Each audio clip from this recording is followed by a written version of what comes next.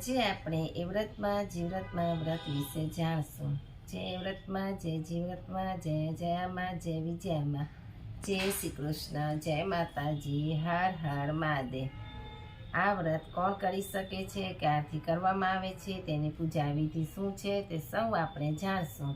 શ્રાવણ માસની શરૂઆત થતા હોવાથી વ્રતોનો વણઝાર આવી જાય છે, એટલે આપણે આજે એ વ્રત જીવ્રતમાંના વ્રત વિશે જાણશું. આ વ્રત અષાઢ વદ તેરસથી શરૂ કરી અમાસ સુધી કરવામાં આવે છે.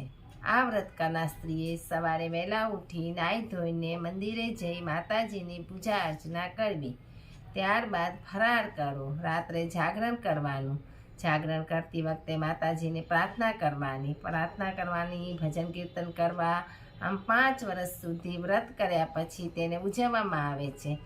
આ વ્રત ઉજવવા માટે 5 કે 7 બ્રાહ્મણોને જમાડવામાં આવે છે અને યથાશક્તિ દાન આપવામાં આવે છે. આ વ્રત કરવાથી પતિનું આયુષ્ય વધે છે અને સુખ સમૃદ્ધિમાં વધારો થાય છે. હર હર મહાદેવ. કોઈ એક ગામમાં બ્રાહ્મણ અને બ્રાહ્મણી રહેતા હતા. બ્રાહ્મણ જ્ઞાની તથા સંતોષી હતો. જો કોઈ કાંઈ પણ એને આપે તો તે સંતોષ માનતો હતો. જ્યારે તેની પત્ની અસંતુષ્ટ હતી, કારણ કે તેનો ખોળો હજી સુધી ખાલી હતો. તેને સંતાનમાં કાંઈ હતું નહીં. બસ આ વાતને લઈને તે સદાય મનમાં બળ્યા કરતી હતી. કોઈ વાર આ અંગે તે બ્રાહ્મણ સાથે પણ ઝઘડો કરી બેસતી. બ્રાહ્મણ બિચારો તેને ઘણું સમજાવે પણ સમજતી નહીં અને એને કહેતો કે આ તો આપણા હાથની વાત નથી. મારા ભોળાનાથે જે ધાર્યું હશે તે કરશે. એને ખૂબ સમજાવે છે કે આ તો આપણા હાથની વાત નથી. ભોળાનાથે ધાર્યું હશે તે કરશે. મારા ભોળાનાથનું ધાર્યું હશે તે જ થશે. ધાર્યું તો ધણીનું જ થાય, માટે તું સંતોષ રાખ. પરંતુ બ્રાહ્મણીનું મન જ શાંત ન થતું. તે સદાય પુત્ર માટે ઝંખ્યા કરતી. છેવટે બ્રાહ્મણ પોતાની પત્નીની પુત્ર પ્રાપ્તિની તીવ્ર ઝંખનાને જોઈને જંગલમાં ભગવાન શંકરનું તપ કરવા આવી પહોંચ્યો. ત્યાં એક અવાવરું મંદિરમાં બેસીને તે તપ કરવા લાગ્યો. લગા 6 દિવસ સુધી તેણે કઠોર તપ કર્યું, છતાં ભગવાન શંકર પ્રસન્ન ન થયા. એ દરમિયાન એક પારધી ત્યાં આવી ચડ્યો. તેથી તેણે જય ભોલે કહીને ભગવાન શંકરને બકરાનો ભોગ ધરાવ્યો. પારધીનું આવું અધમ કૃત્ય જોઈને ભગવાન શંકર ખરભરી ઉઠ્યા. છતાં તેમણે પોતાના મન પર કાબૂ રાખતા પારધીને કહ્યું, હે પારધી, તારે શું જોઈએ છે? પ્રભુ, મારે 7 પુત્રો જોઈએ છે. તથાસ્તુ, તારી ઈચ્છા ફળીભૂત થશે. પારધી વરદાન મેળવી ત્યાંથી ચાલ્યો ગયો. બ્રાહ્મણ આ દ્રશ્ય જોઈ આશ્ચર્ય પામ્યો. તેણે ભગવાન શંકરના અન્યાય લાગ્યા અને તે મનમાં વિચાર કરવા લાગ્યો કે હું 6 દિવસ સુધી મોંમાં અન્ન જળ નાખ્યા વગર અઘોર તપ કરું છું, છતાં ભગવાન મારા પર પ્રસન્ન થયા. જ્યારે પારધી બકરાની હત્યા કરી પાપ આચરે છે, છતાં તેને ભગવાન દર્શન આપે છે અને મોં માંગ્યું વરદાન આપે છે. વાહ પ્રભુ, તારી લીલા વિચિત્ર છે. હવે તો તારા શિવલિંગ પર માથું પટકીને મરું તો જ તારી આંખો ઉઘડશે. એમ વિચારી તે માથું પટકવા જાય છે, ત્યાં ભગવાન શંકર પ્રગટ થઈ બોલ્યા, હે બ્રાહ્મણ, મારા સ્થાનકે આવીને તું આપઘાત શા માટે કરે છે? બ્રાહ્મણે 2 હાથ જોડીને કહ્યું, હે ભોળાનાથ, આપ તો દીનાનાથ છો. હું તમારી રોજ સેવા પૂજા કરું છું. અત્યારે પણ આપની સમક્ષ અન્નજળનો ત્યાગ કરી તપ આદરી બેઠો છું. છતાં તમે પહેલા પારધીને ઘડીના 6થા ભાગમાં 7 દીકરા આપી દીધા અને મને એક પણ નહીં. ભગવાન શંકરે તેને શાંત પાડતા કહ્યું, તું આટલો બધો આકરો કેમ થાય છે? જો પેલો છાણાનો પોદરો તને દેખાય છે, એમાં કેટલા જીવડા ખદબદે છે. પારધીને 7 છોકરા આપ્યા પણ એનો કોઈ અર્થ નથી. હું તને 1 દીકરો આપીશ પણ 32 લક્ષણો આપીશ. તેને તું સારી રીતે ભણાવી મોટો પંડિત બનાવજે. જ્યાં સુધી તે વિદ્યાભ્યાસ ન કરી રહે ત્યાં સુધી તું એને પરણાવવાનો વિચાર પણ ન કરજે. બ્રાહ્મણ તો આ સાંભળીને ખૂબ જ ખુશ થઈ ગયો. તે પ્રભુને નમસ્કાર કરી પોતાને ઘેર આવી પહોંચ્યો. આ વાતને થોડા દિવસ થયા હશે ત્યાં તો બ્રાહ્મણીને ગર્ભ રહ્યો અને પૂરા 9 માસે તેણે રાજાના કુંવર જેવા પુત્રને જન્મ આપ્યો. બ્રાહ્મણીના આનંદનો પાર ન રહ્યો. દિવસે પછી મહિના પછી વર્ષ એમ સમય ઝડપથી પસાર થવા લાગ્યો. છોકરો મોટો થવા લાગ્યો. તેને પાઠશાળાએ ભણવા મૂક્યો. તે 12-13 વર્ષનો થયો ત્યાં તો તેના માટે છોકરીના માંગા આવવા લાગ્યા. આ જોઈ બ્રાહ્મણી હરખાઈ ગયા અને એમાંથી એક સારી છોકરી જોઈ પોતાનો છોકરો પરણાવી દીધો. માસ આવ્યો. અષાઢ માસની અંધારી રાત હતી અને ત્યાં અચાનક વરસાદ તૂટી પડ્યો. વરસાદના પાણીમાં બળદગાડા અટવાઈ પડ્યા. આથી જાત જાતના માણસો ગામડામાંથી નીચે ઉતરી ચાલવા માંડ્યા. છોકરો પણ જાનૈયા સાથે સાથે ચાલતો હતો. નવી વહુ પણ તેમાં સામેલ હતી. સૌ કોઈ વાતો કરતા કરતા રસ્તો કાપતા જતા હતા. અંધારામાં એકબીજાના હાથ ઝાલી માર્ગ આગળ વધી રહ્યો હતો. ત્યાં અચાનક ક્યાંથી સાપ આવી ચડ્યો અને છોકરાના પગે ડંખ મારી સરસરાટ ચાલ્યો ગયો. છોકરો કાળી ચીસ પાડી રસ્તા વચ્ચે ઢળી પડ્યો.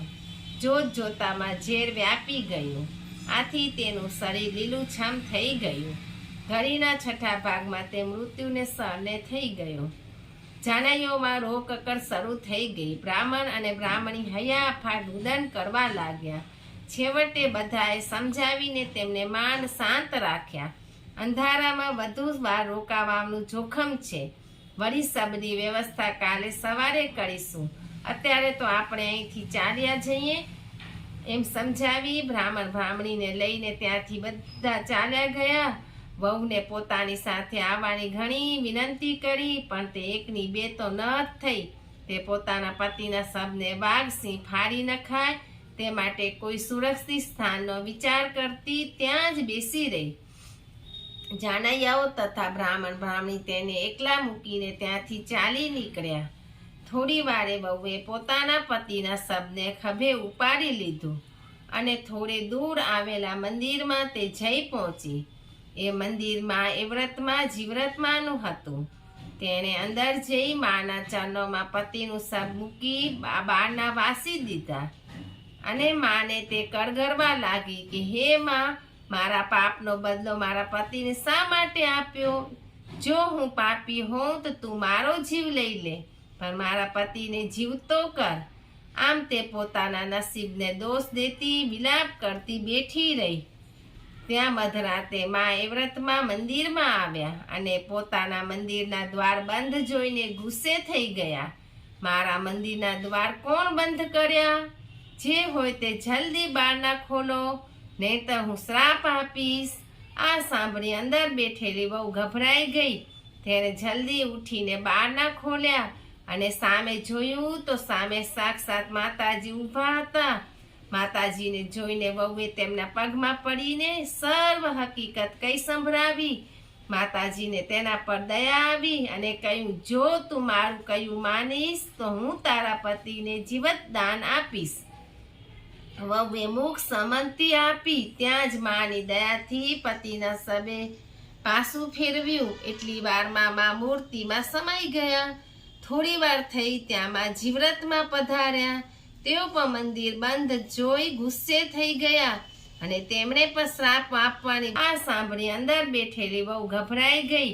તેણે જલ્દી ઉઠીને બારના ખોલ્યા અને સામે જોયું તો સામે સાક્ષાત માતાજી ઊભા હતા.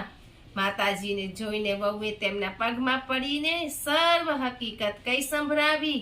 માતાજીને તેના પર દયા આવી અને કહ્યું, જો તું મારું કહ્યું માનીશ તો હું તારા પતિને જીવત દાન આપીશ. વહુએ મુખ સંમતિ આપી. ત્યાં જ માની દયાથી પતિના શબે પાસું ફેરવ્યું. એટલી વારમાં મા મૂર્તિમાં સમાઈ ગયા. ત્રીજો પોર થયો ત્યાં મા જયામાં આવ્યા. તેમણે પણ વહુ પોતાનું કહ્યું માનતી હોય તો તેના પતિને સજીવન કરવાનું કહ્યું. વહુએ જેવી સંમતિ આપી ત્યાં જ તેના પતિના શબના શ્વાસોશ્વાસ શરૂ થઈ ગયા. પણ હજુ સુધી સબમાં ચેતન આવ્યું ન હતું. તેમ છતાં વહુ ખુશ દેખાતી હતી. તેનો આત્મવિશ્વાસ વધી ગયો હતો. ચોથો પહોર થયો ત્યાં મા વિજયામાં આવ્યા. તેઓ દ્વાર બંધ જોઈ ગુસ્સે થઈ ગયા. પણ પછી વહુનું દુઃખ જોઈ તેમણે પણ જો વહુ પોતાનું કહ્યું માને તો તેના પતિને સજીવન કરવાનું વચન આપ્યું. વહુએ હા કહી ત્યારે માએ તેના પતિના શબ પર પાણી છાંટી તેને જીવતદાન આપ્યું. પોતાના સૌભાગ્યનાથને સજીવન થયેલો જોઈ વહુ તો ખુશ થઈ ગઈ. તેનો પતિ પણ સઘળી વાત જાણી ખુશ થઈ ગયો. ત્યારબાદ પતિ પત્ની માને પગે લાગીને ત્યાંથી પોતાને ઘેર પાછા ફર્યા. આ વાતને 1 વર્ષ થયું હશે ત્યારે માતાજીની કૃપાથી વહુને એક પુત્ર અવતર્યો. રાત પડી એટલે એ વ્રતમાં ત્યાં આવ્યા અને વહુ પાસેથી પુત્ર લઈ આવ્યા અને વહુ પાસેથી પુત્ર લઈ ચાલતા થયા. વહુ માતાજીને બોલે બંધાયેલી હતી, તેથી વગર આનાકાનીએ તેણે છોકરાને માને હવાલે કરી દીધો. બીજે દિવસે દીકરો ક્યાં ગયો વિચારી વહુ બિચારી શું બોલે. સાસુએ તેને ઘણું પૂછ્યું પણ વહુ કોઈ જવાબ ના આપી શકી. આથી સાસુએ મનમાં ધારી લીધું કે આ વહુ જરૂર ડાકણ હોવી જોઈએ અને એ જ આ બાળકને ખાઈ ગઈ હશે. તેને છોકરાને મારી નાખ્યો હશે. સાસુ વહુમાં છે તે કંકાસ શરૂ થઈ ગયો. તેમ છતાં વહુ તેમની સાથે સંપીને રહેતી હતી.